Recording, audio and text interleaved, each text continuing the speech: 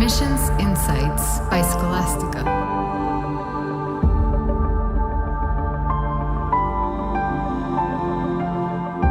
Hola, soy Adriana, directora y cofundadora de Scholastica. Hoy hablaremos sobre algo clave para muchos latinoamericanos que sueñan con estudiar en universidades en Estados Unidos, el temido SAT, el Scholastic Assessment Test. Más allá de ser un examen, el SAT es una puerta, y detrás de esta puerta están muchas oportunidades. Estudiar inglés y saber matemáticas no es lo mismo que prepararse para un examen estandarizado como el SAT. Hoy hablaremos de por qué y qué puedes hacer para apoyar a tu hijo o hija en su estudio en este examen. Este episodio está pensado especialmente para mamás, papás y aquellos que quieren acompañar a sus hijos en el camino hacia una educación internacional. Vamos a hablar de los desafíos reales que enfrentan nuestros estudiantes al prepararse para el SAT, de las diferencias entre los distintos sistemas educativos y de cómo prepararse con el método correcto puede marcar la diferencia en si el examen va a ser una carga o algo que disfrute y logre de manera exitosa conseguir tu hijo o tu hija y con él poder estudiar en su universidad en Estados Unidos. Contexto: el SAT y su relevancia. El SAT es un examen estandarizado que muchas universidades utilizan como parte del proceso de admisión. Evalúa habilidades de lectura crítica, escritura y matemáticas. Pero es más que eso. Es una herramienta de comparación. Los puntajes permiten a las universidades comparar estudiantes de diferentes escuelas, países y contextos educativos. Además, la metodología del SAT está hecha para predecir qué tan bien o mal le va a ir a un estudiante durante su carrera académica universitaria. Entonces, es un muy buen parámetro para saber si tu hijo o tu hija va a poder con el rigor académico de una universidad de alto calibre. Y aquí es donde muchos estudiantes latinoamericanos se enfrentan el primer reto. No todos parten del mismo lugar ni saben lo mismo para cuando presentan el examen. Desde 1942, el SAT ha sido una de las pruebas estandarizadas aplicadas a estudiantes que están en búsqueda de una oportunidad de admisión y obtención de becas en universidades de Estados Unidos, Canadá, Australia y algunos países en Europa. Esta prueba, al igual que el ACT, es tan importante para las universidades, ya que además de evaluar habilidades, las universidades lo ven como un predictor del desempeño que el estudiante tendrá al estar en la universidad. Si un estudiante obtiene un promedio de 530 puntos, por ejemplo, en la sección de matemáticas, College Board, el organismo regulatorio del SAT, estima que esta persona obtendrá menos de una C en su curso de matemáticas de primer año universitario, lo que es equivalente a reprobar u obtener una mala calificación. El examen también puede ser una gran oportunidad de demostrar que un latinoamericano tiene el mismo potencial que alguien de una cultura anglosajona que se preparó y estudió toda su vida en una universidad americana. Un estudiante de Veracruz, una ciudad de la costa mexicana, por ejemplo, que tiene el mismo puntaje en el SAT que uno que vive en Nueva York, seguramente será más interesante para el comité de admisiones, pues saben bien que no es lo mismo estudiar en un sistema que promueve la preparación de estos exámenes que uno que no. Así como saben que existe una diferencia de idiomas o incluso una diferencia socioeconómica. Lo mismo entre estudiantes que son latinoamericanos, internacionales. Un estudiante internacional que viene de una ciudad como Veracruz, Jalapa, Puebla, Tabasco, y sale con un puntaje más alto que alguien que viene de la capital, de la Ciudad de México, de Monterrey, de Bogotá, puede demostrar que trae una perspectiva distinta que alguien más que está dentro de la capital. Entonces, salir bien en el examen ayuda a generar buenos diferenciadores frente a tu competencia local, tu competencia internacional contra un chino, un alemán, un japonés y con la competencia también dentro de Estados Unidos. Por esto, tener un buen puntaje en este examen puede abrir puertas a mejores universidades y para un estudiante latinoamericano funciona como un gran diferenciador. La importancia del SAT en el proceso de admisión a la universidad ha sido puesta en evaluación en los últimos años. En el 2020, por ejemplo, el mundo de las admisiones cambió por la situación de la pandemia. Como respuesta al contexto de ese momento, muchas universidades comenzaron a poner como opcional los exámenes estandarizados e incluso algunas los eliminaron como requisito dentro del proceso. Esto se mantuvo así durante el 2021, 2022 y 2023. Pero a partir del año pasado, paulatinamente, las universidades top fueron regresando a este requisito, porque se dieron cuenta de la dificultad que había en seleccionar candidatos preparados sin el indicador que provee el examen. También se dieron cuenta que el examen sí servía para predecir el éxito académico de los estudiantes y no tener ese requisito y ese criterio hacía que aceptaran a gente que a lo mejor no estaba tan bien preparada para enfrentar el rigor académico. En Harvard College sucedió algo inaudito. Por primera vez se necesitaron clases de regularización en matemáticas para los alumnos que recién ingresaban a la universidad. Los estudiantes tenían grandes vacíos en temas de matemáticas, cosa que nunca antes había pasado cuando el SAT ayudaba a filtrar esas deficiencias. De ahí es que en marzo del 2024, por ejemplo, Dartmouth anunció que restauraría el SAT como requisito de admisión al college, a su universidad. Lo mismo hicieron en abril UT Austin, Brown y Yale. Y para mayo, Harvard y en agosto, Stanford también. Hoy en día la tendencia es hacia el restablecimiento del SAT como requisito de admisión en la mayoría de las universidades competitivas. Nuevo formato digital y estructura del examen. College Board, institución responsable de aplicar el SAT, anunció cambios de contenido y a formato digital del examen desde el 9 de marzo del 2024. Anteriormente se tenía un módulo para cada sección del examen. Ahora la prueba es adaptativa, es decir, el desempeño del estudiante en un primer módulo va a determinar la dificultad de un segundo módulo para evaluar la sección correspondiente. Este cambio impacta también en la duración del examen. La sección de matemáticas se acorta a 10 minutos, mientras que la sección de lectura y redacción se reduce en 36 minutos. Esto es importante porque como fue apenas 2024, si tú estás buscándole material a tu hijo o buscas videos, puede ser que ese material esté hablando del SAT pasado, no del SAT nuevo. Y como es algún cambio bastante reciente, tienes que asegurarte que si tu hijo se va a preparar de X o Y manera o tu hija se va a preparar de cierta manera, que está utilizando el material actualizado. La estructura del examen queda desglosada de la siguiente manera. Lectura y redacción son 2 módulos, cada uno con 27 preguntas y 32 minutos para responder, respectivamente. Y matemáticas son también 2 módulos, cada uno con 22 preguntas y 35 minutos. Algo importante del examen es que no nada más es importante tener el tiempo, o sea, tener los conocimientos, sino también es la eficiencia para manejar el tiempo.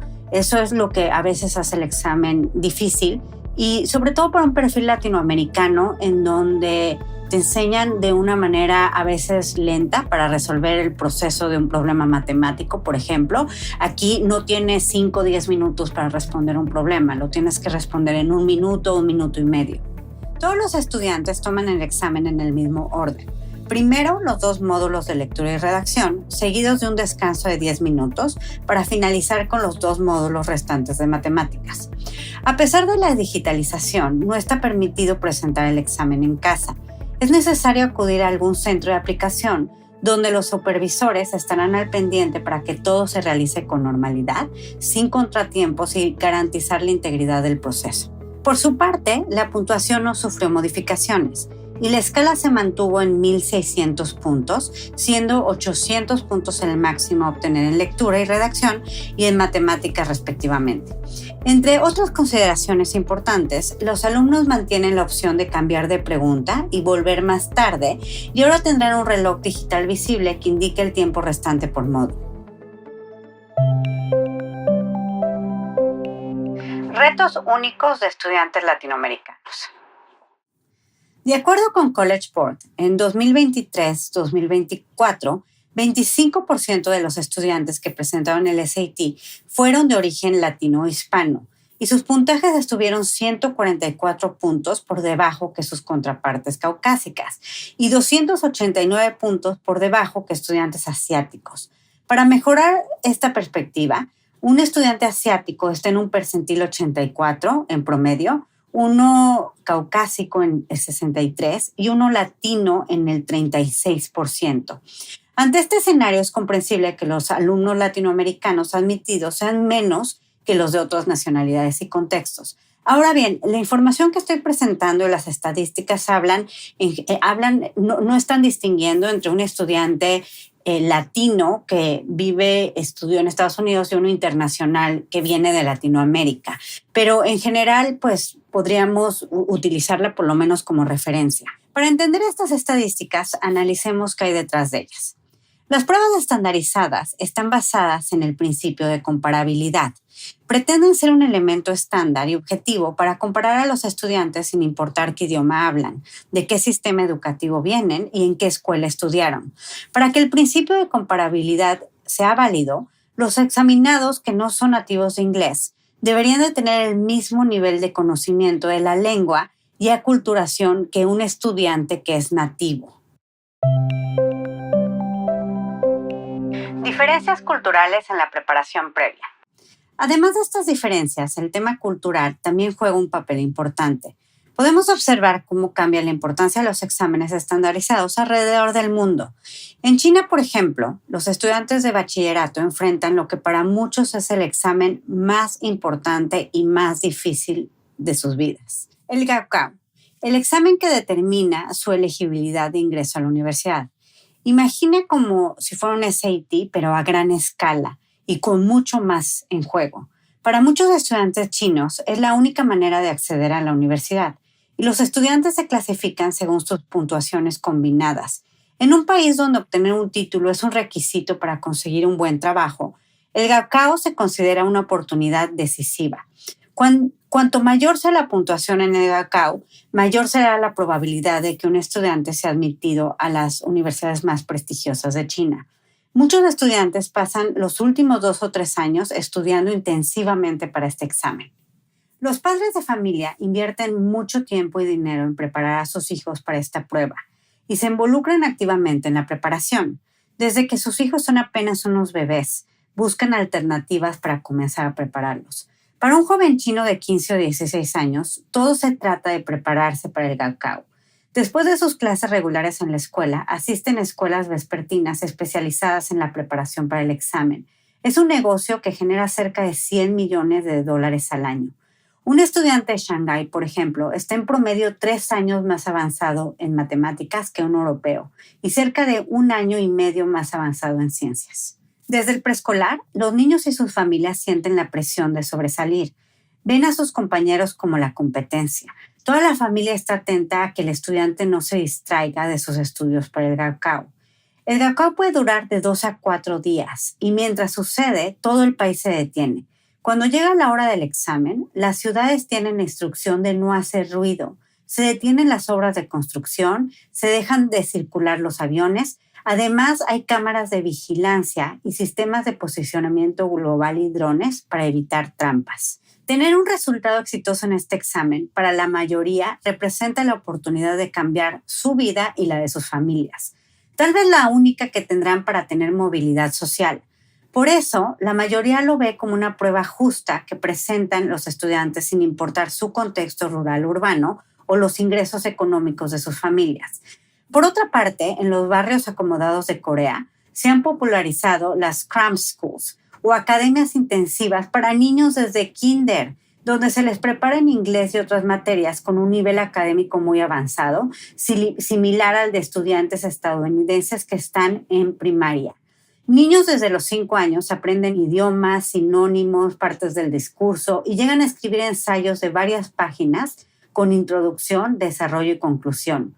Estos programas pueden costar más de $1,400 mensuales y son vistos por los padres como indispensables para asegurar el ingreso a las mejores escuelas privadas de primaria, las cuales a su vez exigen exámenes de admisión con nivel de dificultad muy alto, comparable al de estudiantes de primer año de secundaria. La demanda es tan alta que muchas academias tienen listas de espera y existen incluso programas específicos para preparar a los niños para estos exámenes. Los jóvenes de secundaria y preparatoria de este país asisten a clases complementarias después del horario regular de la escuela, a veces hasta las 9 o 10 de la noche, con la finalidad de prepararse para los exámenes de admisión universitaria. A pesar de la presión que ponen en los jóvenes, las familias están convencidas que es lo mejor que pueden hacer para darles a sus hijos oportunidades de triunfar profesionalmente. Por otro lado, en el caso de los alumnos en Estados Unidos, un estudiante de high school o preparatoria o bachillerato, cuando egresa, ha realizado al menos unos 100 exámenes estandarizados en su vida de estudiante.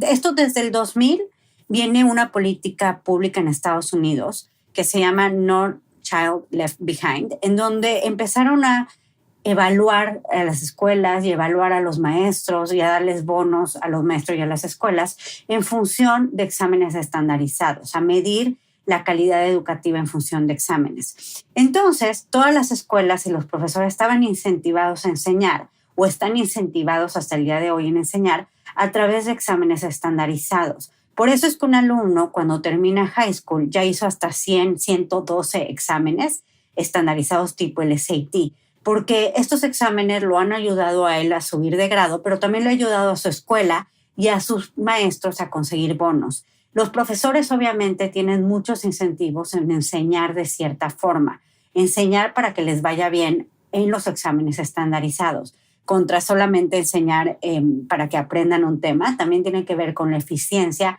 y su desempeño en estos exámenes con los que les van a medir y van a medir la calidad educativa de su escuela y de su distrito. Todo esto, lo que hacen en Japón, lo que hacen en Corea, lo que hacen en China, lo que hacen incluso en Estados Unidos, es controversial. O sea, poner a un niño de kinder a estudiar para un examen estandarizado, poner la presión en la familia de que eso define el resto de su vida, es algo controversial. La educación también debe ser por aprender. Lo digo no para mostrar que es algo mejor, al contrario, no necesariamente es la mejor manera de aprender, pero al final del día, lo importante para ti como padre de familia o madre de familia es saber que tu hijo o tu hija va a competir contra este tipo de estudiante y que este tipo de estudiante que lleva años preparándose para exámenes estandarizados, que ha hecho muchos exámenes estandarizados toda su vida, que ha aprendido matemáticas en función de los exámenes estandarizados, es su competencia. Y al final del día, pues esto debe ayudarte a también entender cómo lo puedes apoyar mejor y hacer incluso empático en la manera en la que tu hijo se va a presentar y va a presentar el examen. Porque al final del día para él o para ella va a ser como si se presentan por primera vez a un partido de tenis y no sabía que el contrincante del partido de tenis es tenista profesional o lleva 6, 7, 8 años practicando el tenis a nivel competitivo. Al final del día por eso es que le tienes que dar tiempo para prepararse bien. Y pues el examen finalmente sí es una competencia, sí está comparándolo con otros estudiantes y asume que todos empiezan en un mismo nivel. Y en el caso de tu hijo, además, es un idioma distinto. Entonces, lo que pasa en otros lugares que están muy enfocados en exámenes estandarizados contrasta enormemente con lo que viven muchos estudiantes latinoamericanos. Incluso estuvieron en una escuela internacional. Porque tu hijo pudo haber estado en una escuela o puede estar en una escuela bilingüe, internacional, que sigue un estándar inglés o del IB, pero sus profesores no necesariamente han estado enseñándole en función de los exámenes. Y al final del día esto ha hecho que él no esté expuesto a este tipo de exámenes ni tiene una cultura en donde esto se promueva. Incluso puede ser que él vaya a ser el único que vaya a estar haciendo el SAT o a lo mejor va a ser él y un par de amigos más, pero no va a ser como en otros países en donde de plano no pueden volar los aviones sobre la ciudad porque está el examen. Entonces esa es una gran diferencia. La enseñanza de las matemáticas y de otras materias también es diferente. Está más enfocada en la adquisición de conocimiento que en el desarrollo de habilidades que son necesarias para este tipo de examen. Barrera cultural dentro del examen mismo.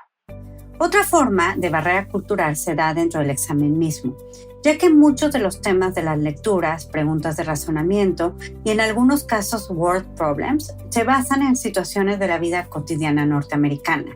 En ocasiones serán ajenos a nuestra realidad cultural y se tendrán que hacer un esfuerzo extra por comprenderlos y no divagar en detalles que no importarán nada a la solución de un ejercicio. Un claro ejemplo son los problemas que hablan de los niveles de los estudiantes en la universidad. Hablar de un senior, un sophomore, un junior o un freshman será algo muy natural para un estadounidense, pero nosotros como hispanoparlantes probablemente no estamos familiarizados con los freshmen, que son los estudiantes del primer año, o los seniors, que son los que están por graduarse. Lo mismo cuando hacen ejercicios, por ejemplo, con las monedas, que es un dime, que es un penny, ese tipo de palabras. O incluso, pues nosotros utilizamos el sistema métrico, los centímetros, kilómetros, y en Estados Unidos se utilizan pulgadas, pies. Entonces esto genera también una diferencia en la manera en la que concebimos, por ejemplo, las distancias y algunas medidas y el mismo dinero, ¿no? El tiempo. Otro reto en la preparación de este examen es el tiempo. Muchos estudiantes latinoamericanos se enteran tarde de que tienen que prepararse con anticipación. Para varios, es apenas unos meses antes de graduarse que se enteran de la existencia de este examen.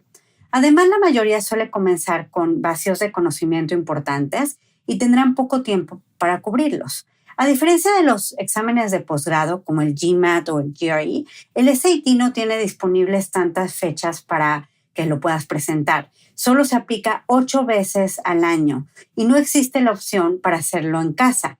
De ahí que los estudiantes tienen pocas oportunidades para obtener el puntaje que necesitan para sus postulaciones y a veces tienen que esperar varios meses para volver a presentarlo. Por ejemplo, este año, después de la fecha de diciembre de 2025, la siguiente es hasta marzo de 2026. Si bien el examen no tiene una vigencia o tiempo de validez determinado, las universidades tienen políticas diversas sobre qué tan antiguo puede ser el puntaje del examen, a veces 1 o 2 años solamente. Diferencias en los sistemas educativos.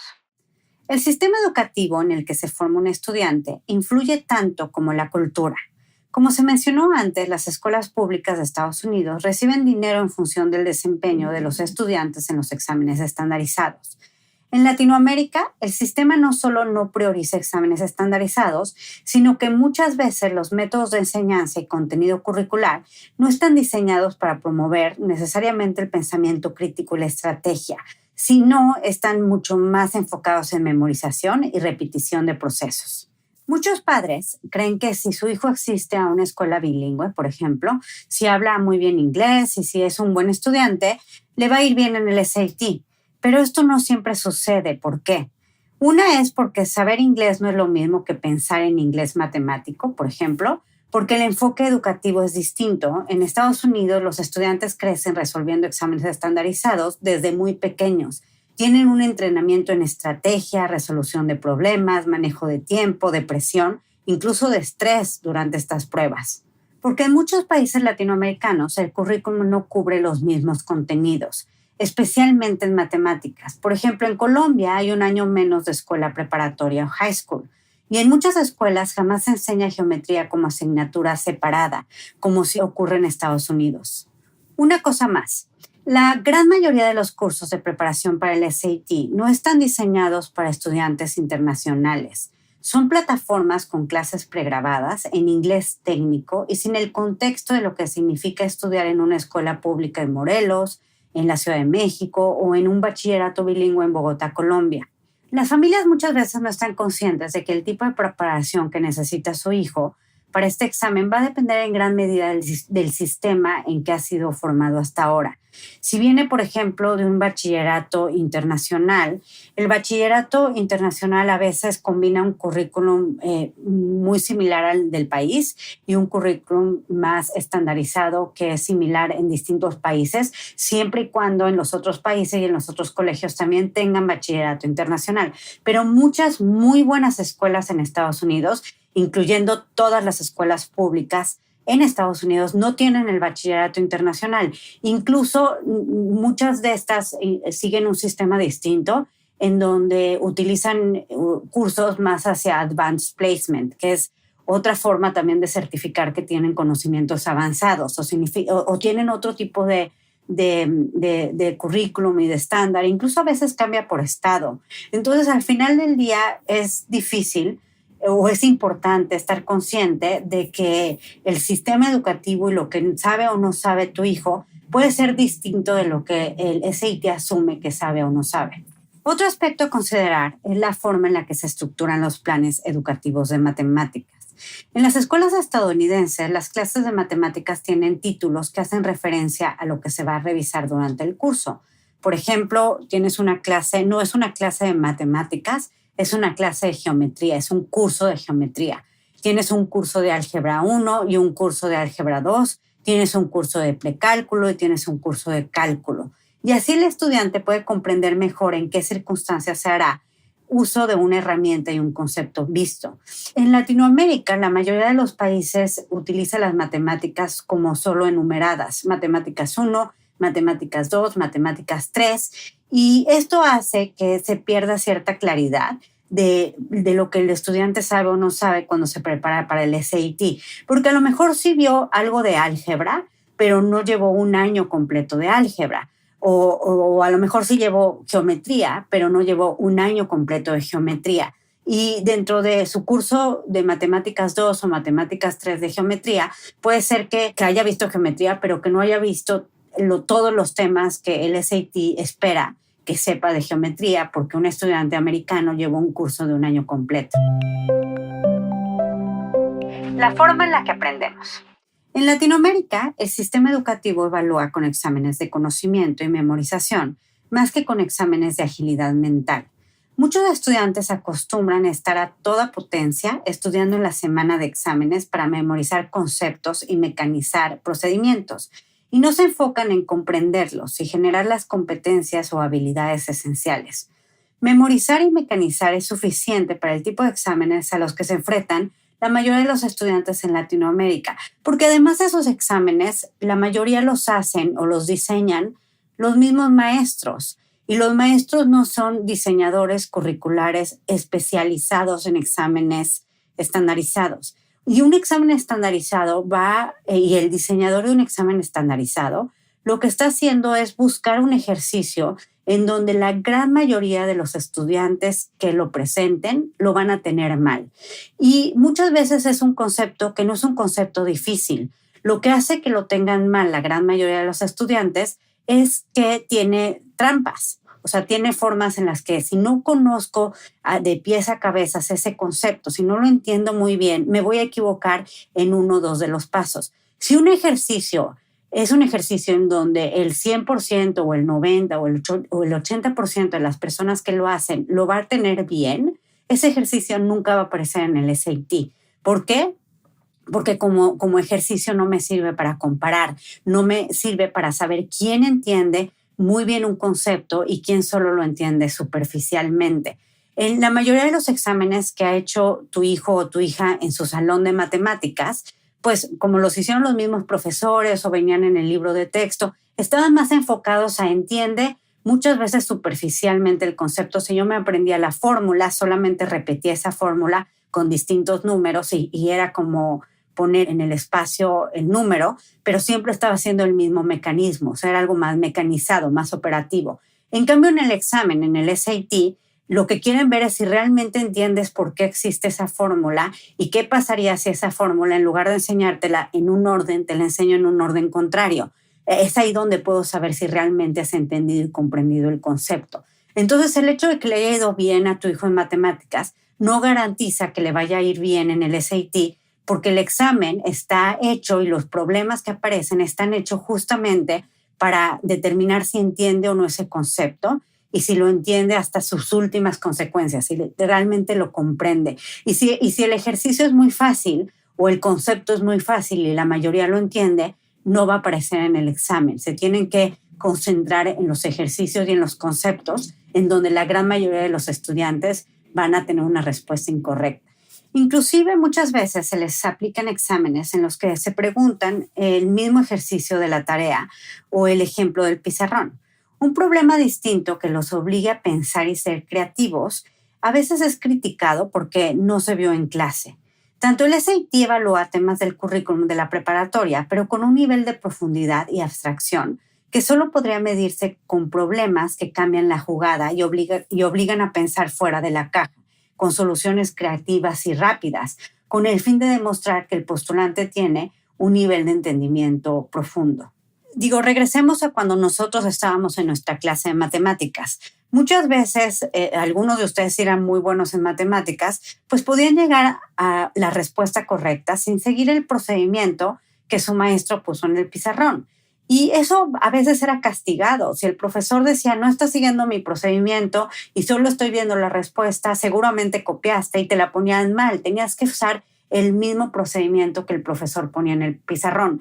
Esa forma de hacer matemáticas, de acercarse a las matemáticas, es de los principales problemas que tendría un estudiante para salir bien en el SAT. Porque lo que el SAT va a valorar y va a premiar es la creatividad y el pensamiento crítico al acercarte a un problema. Si un problema puedes tener la respuesta correcta sin ni siquiera hacer la operación, eso sería mejor, eso es lo que está buscando. Ese tipo de pensadores críticos que pueden llegar a una respuesta sin tener que hacer todo un procedimiento. Esos son a los que premia. Entonces, ahí es distinto de cómo hasta el día de hoy le han enseñado matemáticas a tu hijo en la mayoría de los contextos. La forma en que los estudiantes latinoamericanos aprenden muchos de estos conceptos, entonces es distinta de la que lo aborda el examen. Probablemente los tipos de ejercicios o problemas que se encuentran en estas pruebas son distintos a la manera en la que estos aspirantes las aprendieron en la escuela, y la forma en la que las guías oficiales abordan los conceptos tienen que ver con el sistema educativo estadounidense también. Por ejemplo, un problema de mezclas, proporciones y razones pueden resolverse con reglas de 3, un concepto que se enseña así directamente en Latinoamérica y que es posiblemente el más usado en nuestra vida cotidiana, la regla de 3, pero que no se menciona como tal en las guías o los ejemplos de la literatura oficial de preparación para el examen. Esto lo que significa es que incluso hay veces que nosotros puede ser que hayamos aprendido una mejor forma para resolver algún concepto y que los americanos no lo utilizan necesariamente como tan intuitivamente como la regla de 3.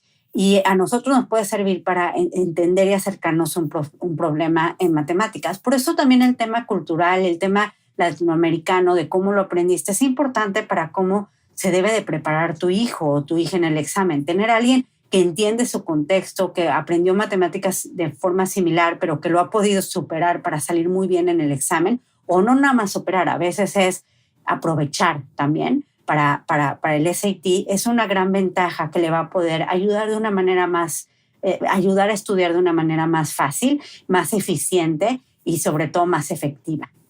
Por eso, aunque algunos estudiantes se sientan confiados por haber estudiado toda su vida en inglés, eso no garantiza que puedan alcanzar rápidamente un puntaje competitivo. Incluso la mayoría de los estudiantes nativos en inglés les va mal en el examen.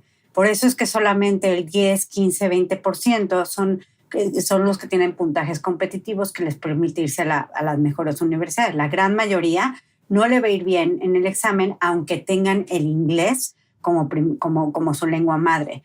No basta con dominar el idioma, se necesita también la experiencia, la práctica estratégica y el conocimiento profundo del examen para salir bien. Matemáticas en otro idioma.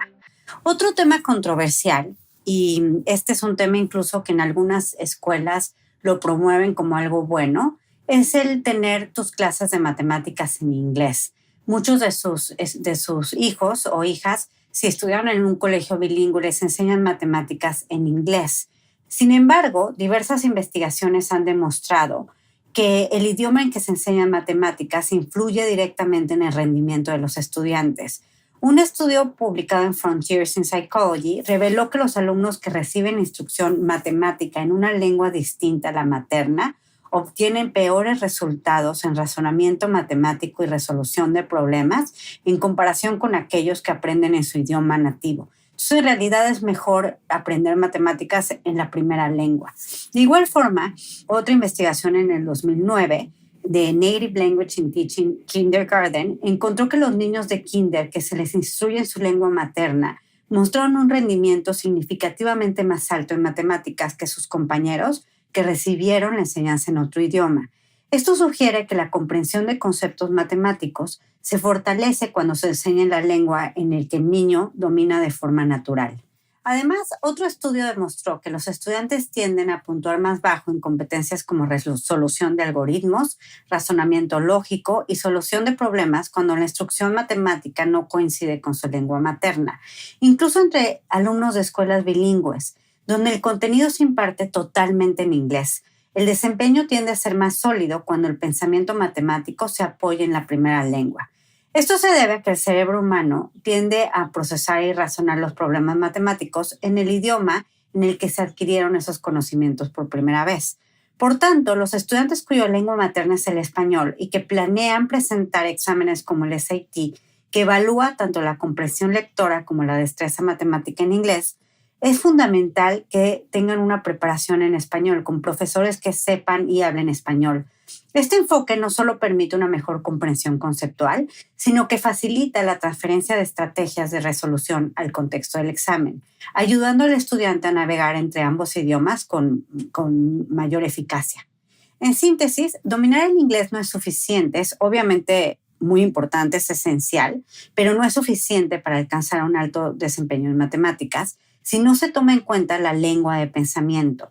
Comprender esto es clave para entender qué estrategias de estudio son más efectivas para estudiantes hispanoparlantes que buscan competir en pruebas estandarizadas internacionales. Por ejemplo, nosotros en nuestro curso de SAT de Escolástica, los profesores hablan español, explican los problemas en español, resuelven las dudas en español. Obviamente los problemas son en inglés y el examen va a ser en inglés, pero es un examen en inglés escrito. La parte de comunicación oral no es importante. Lo que importa es que sepan leer en inglés y que entiendan el concepto y la estrategia y el tip que queremos enseñarles. Por eso es que utilizamos el español como una ventaja para aprender y ser efectivo en el SAT, y no se convierte en algo que no tomamos en cuenta o que asumimos que no importa, porque sí importa. ¿Cuándo comenzar a prepararse y cuándo presentar el examen? El SAT por lo general debe presentarse con meses de anticipación antes de concluir la preparatoria o high school. Pero exactamente cuándo. Lo ideal es presentarlo entre tu penúltimo año de bachillerato y el semestre de otoño de tu último año. ¿Por qué en este periodo y no antes o después? El examen abarca temas en el área de matemáticas de hasta 12º grado. Esto también es importante para aquellos que vienen de Colombia o Salvador o algún otro país en donde no exista el 12º grado, se queden en 11º, porque en realidad el examen se asume que tienes conocimientos de matemáticas de 12º. Si se presenta la prueba antes, es probable que el estudiante aún no esté suficientemente listo para haber cubierto todos los temas que necesita haber abordado en el examen. Por otro lado, esperar al final del tercer año es arriesgado porque la admisión universitaria en el extranjero suele requerir un compromiso de amplia duración. A diferencia de muchas universidades en Latinoamérica, en donde solo con presentar el examen se define la admisión, en las universidades más competitivas en Estados Unidos hay que preparar un portafolio de admisiones que incluye ensayos, cartas de recomendación, transcripts en inglés, entre otras cosas. Para complicar todavía más las cosas, enviar una postulación en las últimas fechas disponibles a veces genera que haya menos posibilidades de admisión. Entonces, por eso es que el proceso lo tienes que preparar desde el penúltimo año de high school de tu hijo o de tu hija. Ese es el año más importante para la postulación. Incluso lo puedes preparar desde tiempo anticipados. El examen en general va a ser un examen difícil, es bueno tener tiempo y sin estrés y con todos los otros compromisos que puede tener tu hijo o tu hija, tener un plan ya puesto. Nosotros en Escolástica tenemos también un programa que es para preparación para el proceso de admisiones, y si tu hijo está en tercero de secundaria o en primero de prepa o está le faltan 2 o 3 años para graduarse de high school, puede también empezar a planear su proceso para ser admitido a estas universidades muy competitivas. De hecho, pues piensa que así es como lo hacen los americanos. Los estadounidenses se preparan con mucho tiempo anticipado. Muchos estudiantes incluso que van a presentar el SAT en el verano de su último año antes de empezar su último año de preparatoria, desde 2 años antes están empezando a hacer prácticas en el examen. Hay un examen previo que se llama el PSAT, que es un examen también que les ayuda, que si lo hacen en el año anterior son elegibles para becas, les ayuda también para entrar a concursos. Entonces hay mucha preparación en los últimos 3 años de preparatoria para ayudarlos a que lleguen muy bien posicionados y sean muy competitivos para entrar a las mejores universidades. Ya hablamos de cuándo presentar el examen, pero no es lo mismo que cuándo comenzar a prepararse para el examen. Si bien podríamos creer que debido a que en el SAT se abarcan temas que el estudiante ya conoce o incluso domina, siempre es útil tener al menos 6 meses para la preparación.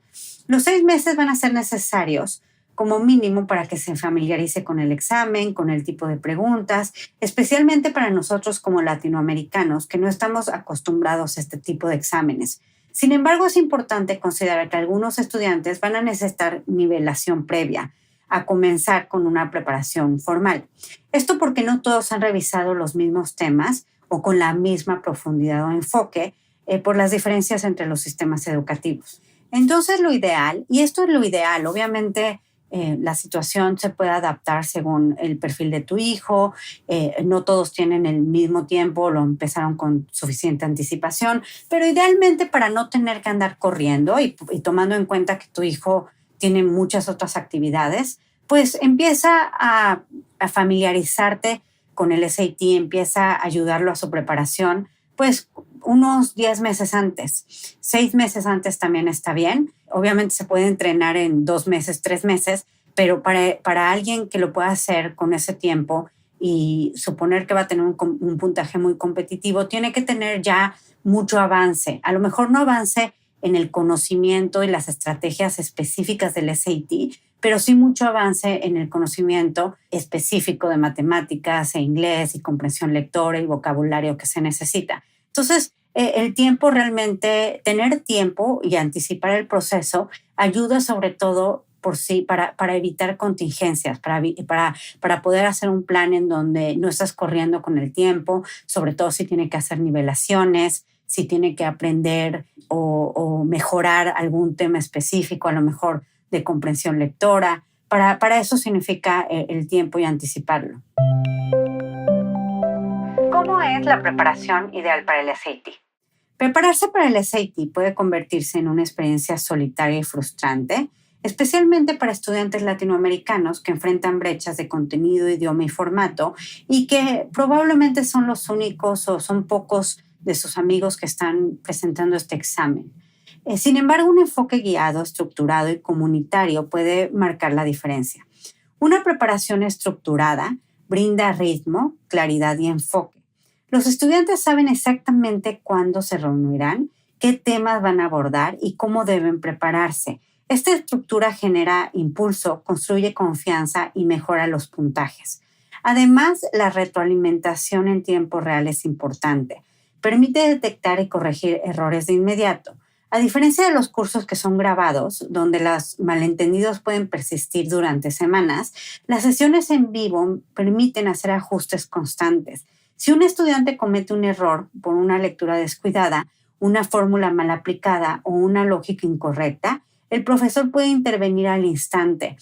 Nosotros damos cursos en línea, en tiempo real, en Escolástica, y muchas veces esa misma interacción con los estudiantes nos permite siempre estar mejorando el contenido de las clases, saber, por ejemplo, qué estudiante es muy bueno para qué tema y qué estudiante necesita avanzar o fortalecer o tiene ciertas debilidades específicas. Eso no se puede en una clase grabada, porque en una clase en vivo no nada más el estudiante aprende del profesor, el profesor también aprende del estudiante y a través de la retroalimentación que tiene el estudiante ajusta su clase y ajusta el ritmo de la clase. Eso es algo que solo se puede dar cuando hay una retroalimentación en tiempo real.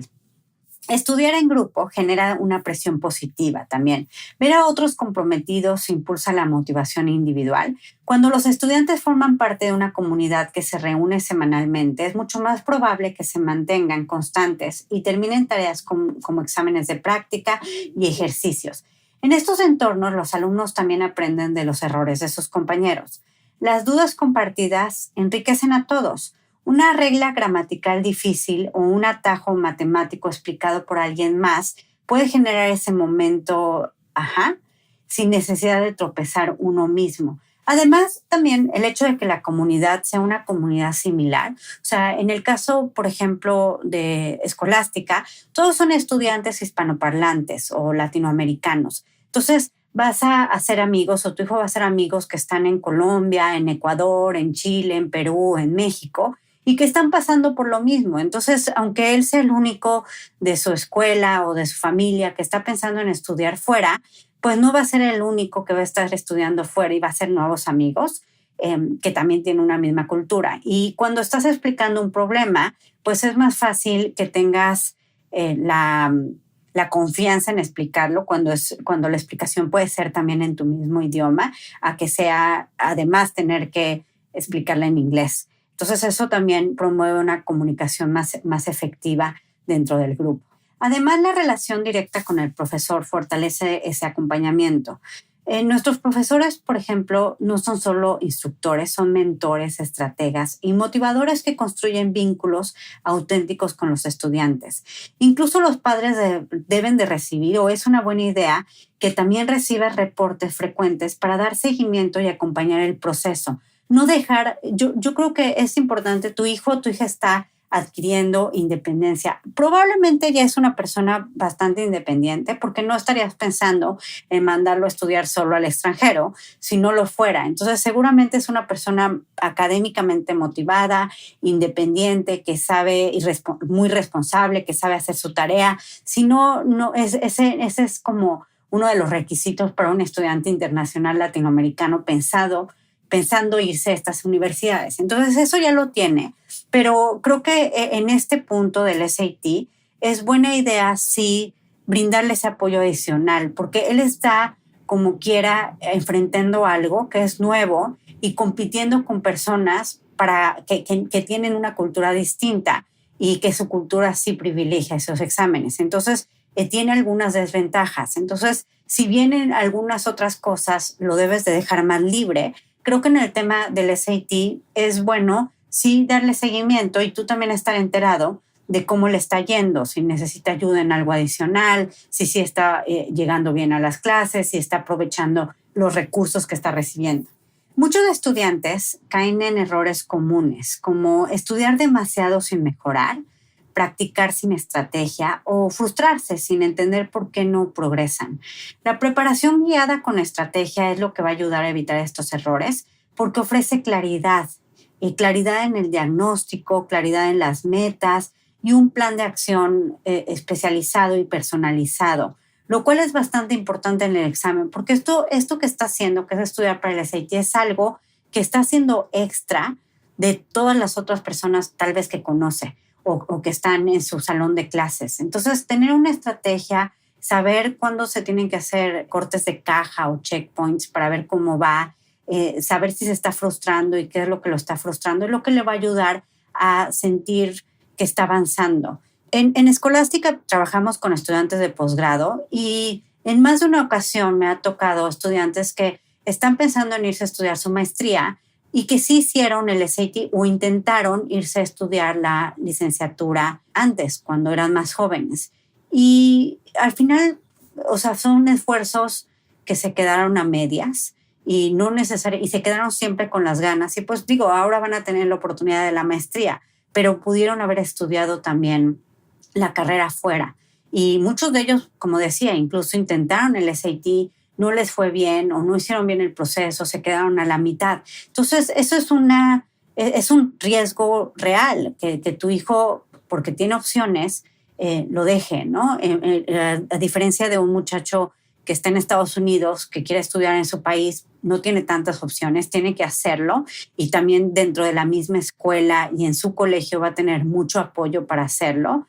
El caso de tu hijo es que a lo mejor tiene algo de apoyo en su escuela, pero no es la misma cantidad de apoyo que va a tener un estudiante donde el 100% de su clase se está preparando también para el examen. Entonces, tiene que sentir ese apoyo de tu parte, lo tiene que tener de sus profesores, lo tiene que tener en el plan, lo tiene que ver viendo sus avances, pero por eso es que esa práctica guiada, el tener claridad de cómo está empezando, de cómo el nivel educativo, la cultura, el español, que son cosas que sepa él que no son culpa de él o culpa de ella, o sea, realmente tienen que ver con la cultura y al final del día eso lo va a preparar a llegar mucho mejor a la universidad, o sea, porque va a haber logrado superar estos retos que de entrada podían haberlo puesto en desventaja, pero al haberlo superado lo van a hacer más fuerte y con más confianza para cuando esté llegando a la universidad.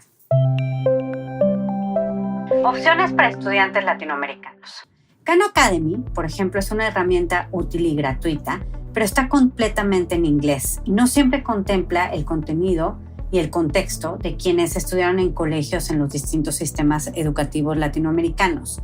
Por eso es clave que los estudiantes latinoamericanos accedan a una preparación que tome en cuenta su lengua materna y su contexto educativo.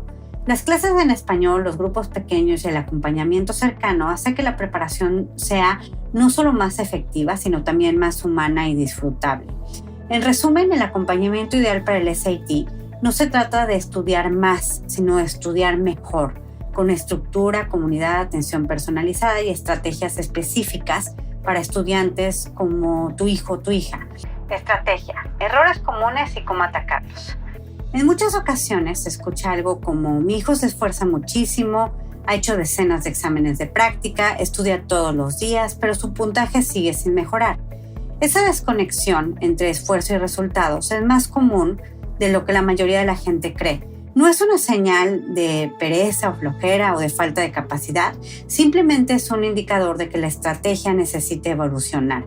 Vamos a reflexionar sobre algunas suposiciones y errores comunes al momento de prepararse para el SAT. Practicar más es igual a mejores puntajes. Esta es una suposición básica que incluso puede sonar lógica para muchas personas, pero es peligrosamente simplista. Lo que pasa en la mayoría de los casos como este es que el estudiante presenta exámenes de práctica completos con mucha frecuencia, pero sigue cometiendo los mismos tipos de errores de razonamiento en cada ocasión, o mejora solo en secciones que ya domina sin atender a las debilidades de fondo que tiene. Al suceder esto, es común que se frustre y pierda motivación, pensando que ya alcanzó su límite. Sin embargo, esto ocurre por el diseño del examen mismo, ya que el examen no premia la repetición, sino la construcción de habilidades, el reconocimiento de patrones y el pensamiento estratégico bajo presión. Por lo que estudiar sin un sistema de retroalimentación es como intentar meter un gol con los ojos vendados. Puede que le den al blanco de vez en cuando, pero no sabrá cómo ni por qué. Para atacar esto, los profesores deben identificar los tipos de errores. Es una mala lectura, hay un malentendido o contestó con prisa. La estructura de las respuestas incorrectas, cae en trampas por lenguaje, le cuesta trabajo la gramática capciosa, el proceso de toma de decisiones. ¿Fue un error por descuido o fue un error por falta de lógica? Cada ejercicio de práctica debe analizarse a fondo y esto lo tiene que analizar tu hijo o tu hija también. Esa es la mejor manera de aprender, también ser responsable de su propio aprendizaje y ver dónde están tus propios errores de razonamiento. Y para eso es muy bueno el examen, porque el examen vas a tener bien o mal la respuesta sin discutir. ¿Está bien o está mal? Y entonces es una gran oportunidad para claramente ver dónde estás teniendo un error de razonamiento y cómo no tienes que discutir que tu respuesta estaba bien, sino lo que tienes que entender es por qué, a pesar de que la escogiste, la tuviste mal. Y eso da mucho aprendizaje también. Otro de los problemas que surgen al prepararse para el examen es que los estudiantes rinden peor en el examen real que en los de práctica. Es común ver estudiantes que obtienen puntajes de 1,400 o más en los exámenes de práctica y luego bajan a 1,200 o menos en el examen real. Esto sucede porque no se preparan con las mismas condiciones del examen real. Practicar en casa es familiar, es tranquilo y no hay consecuencias reales. El entorno del examen real es todo lo contrario. Hay una hora de inicio estricta, el alumno está rodeado de desconocidos, hay un cronómetro visible que va en cuenta regresiva. Todo esto da la sensación de que sí cuenta de verdad y genera ansiedad en el desempeño, incluso en estudiantes con alto rendimiento. Algo que puede ayudar es simular las condiciones del día del examen.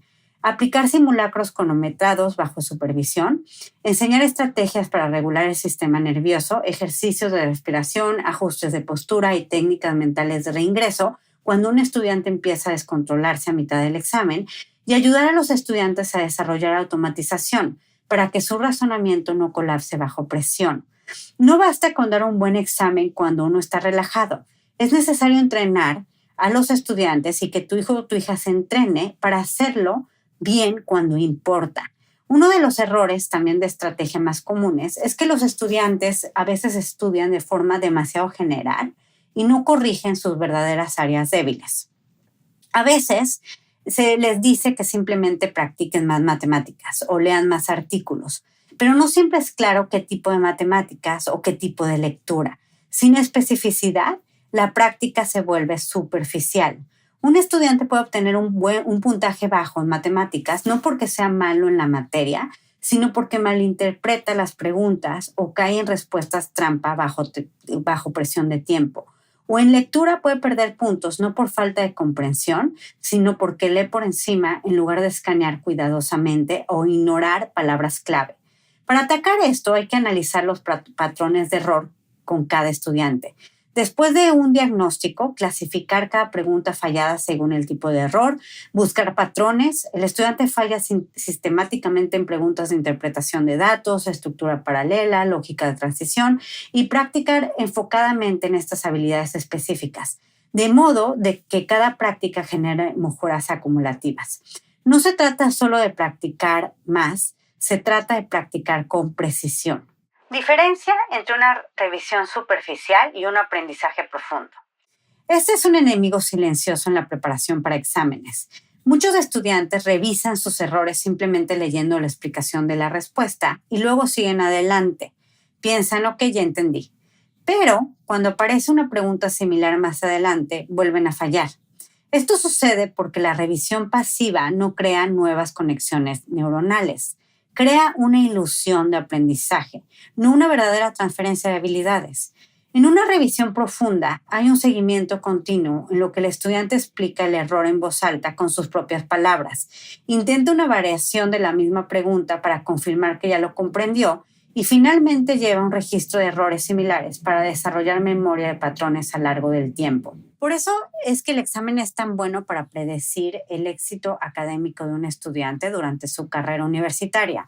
Porque si ves, de cierta forma, estas son hábitos para aprender mejor, hábitos para aprender cuando estás cometiendo errores. Es también cuestionarte tu forma, tus patrones de pensamiento. El examen ayuda y va a premiar a las personas que están dispuestas a ser metodológicos en la forma en la que corrigen un error o en la que se dan cuenta de cómo pueden adueñarse de su propio aprendizaje. Entonces, esto no nada más es algo que en un buen curso de SAT o que de cierta forma tienen que aprender y van a aprender y alguien más se los va a ayudar a hacer. Es algo que ellos tienen que estar haciendo. O sea, tu hijo o tu hija tiene que aprender también cómo revisar sus propios errores, cómo asegurarse que aprenden de los errores, porque en ese caso también creo que hasta un tema cultural. En muchos lugares cometer un error está mal, pero en realidad cometer un error es una oportunidad de aprendizaje, solamente que no va a ser una oportunidad de aprendizaje simplemente porque cualquier error lo es. Tiene que ver con la manera en que evalúas, analizas esos errores y de cierta forma lo que haces es variar. O sea, aquí el tema es de que intentas esta variación de la misma pregunta para poder enfrentarte a algo que no va a ser exactamente igual, pero va a ser similar y que ya vas a poder contestar o tener una respuesta correcta o solucionarlo de la manera correcta. El agotamiento es real y frena el progreso de las puntuaciones. Cuando se siguen esforzando, cuando un estudiante se sigue esforzando sin ver resultados, esto empieza a generarle una crisis de estancamiento. Esto se caracteriza porque pierden confianza y comienzan a dudar incluso de las preguntas fáciles. Estudian más horas con la esperanza de que más tiempo signifique más avance y empeoran en lugar de mejorar. Esto es agotamiento y es una de las principales razones por las que los estudiantes inteligentes no alcanzan su potencial. Es mejor trabajar con ciclos de eficiencia, no de desgaste. Optimizar la proporción entre práctica y revisión, usualmente es 1:1 o 2:1. Incorporar días de baja carga cognitiva, como revisión pasiva o mapas de conceptos, y asignar repeticiones de confianza, ejercicios cortos y deliberadamente fáciles para construir la moral y mantener el ritmo. La mejora requiere impulso. Y el impulso no se construye solo con esfuerzo, se construye con energía, con claridad y con confianza. Si tu hijo está practicando mucho pero no está mejorando, no es necesariamente porque no tenga los conocimientos o no sea suficientemente inteligente. Es porque le falta estrategia, está practicando de una manera que no está produciendo retención ni adaptación o no tiene un sistema que convierta el esfuerzo en resultados.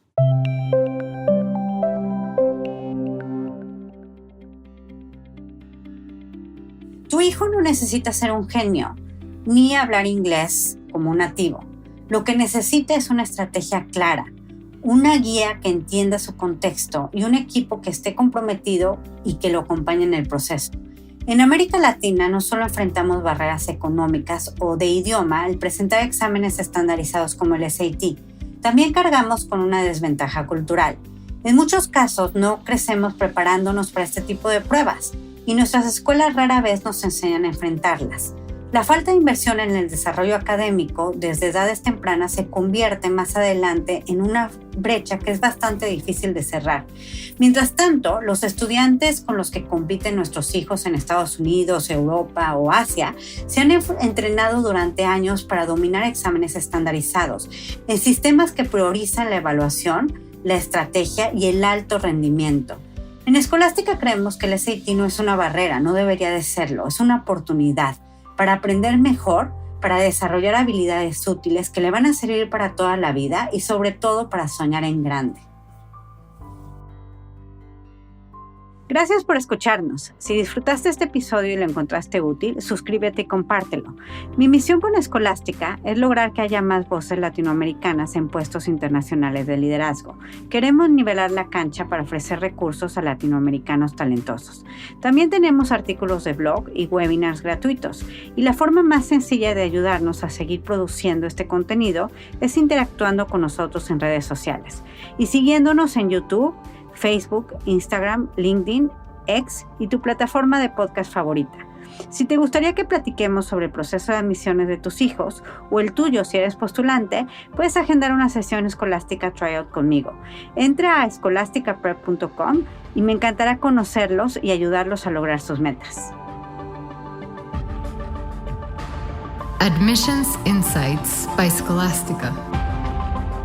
Nos reservamos el derecho de